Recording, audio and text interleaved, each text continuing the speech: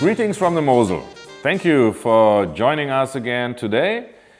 Our topic today will be petrol notes. People ask me, petrol, how does petrol get into the wine? And is petrol typical for Riesling?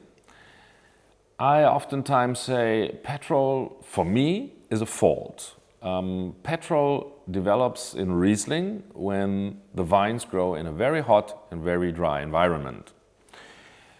In a cooler climate, like in the Mosel, you usually find no petrol notes.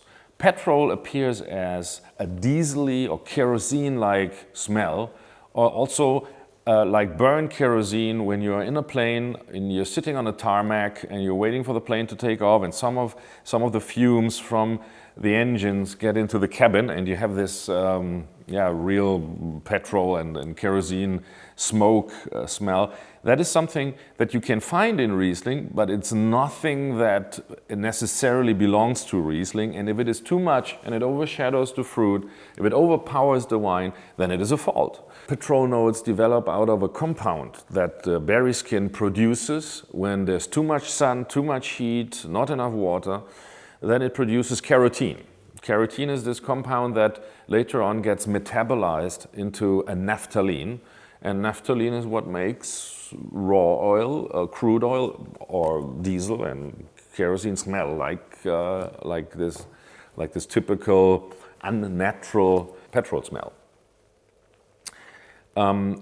It's for me a proof that Riesling really needs a cool climate and should not be planted in too warm and too dry areas or in too dry soils.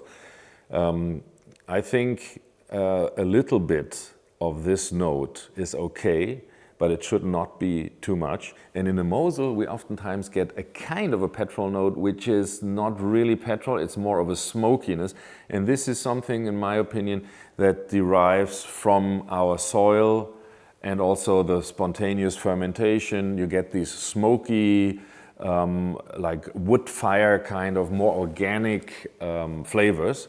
We have a word in German, which is Firn. It is very hard to translate in English. It means a certain earthiness, a nuttiness, dried fruits, a little bit of a caramelly impression, but also some tarry, smoky suggestions. And this is something that, in my opinion, is not comparable to petrol, because petrol is very harsh, it's very dominating, and this is a more integrated flavor profile that is just part of the whole array of flavors that a Riesling has to offer. So,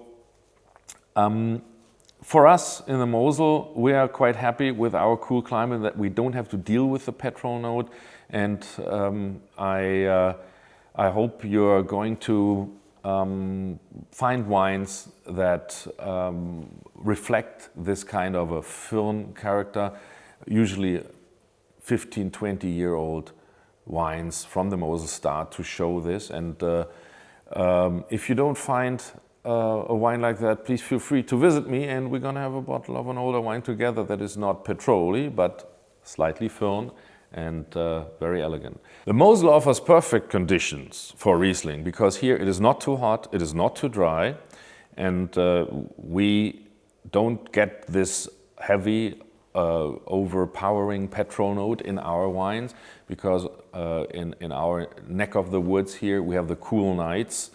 Especially from the surrounding mountains like Eifel and Hunsrück mountains, the two middle range mountain chains that accompany the Mosel on its way to the Rhine. These cool mountain chains, they supply the cool air, and they make sure that we don't get any of the petrol note.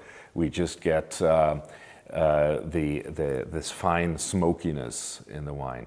So that's another advantage of the Mosel, that it is able to bring out the fruit of the Riesling without having it overshadowed by any side effects.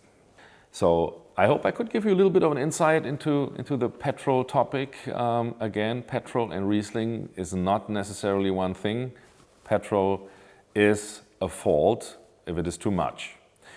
So thank you for joining us today, and I look forward to our next session, and I hope you're going to join in again, and say greetings from the Mosel.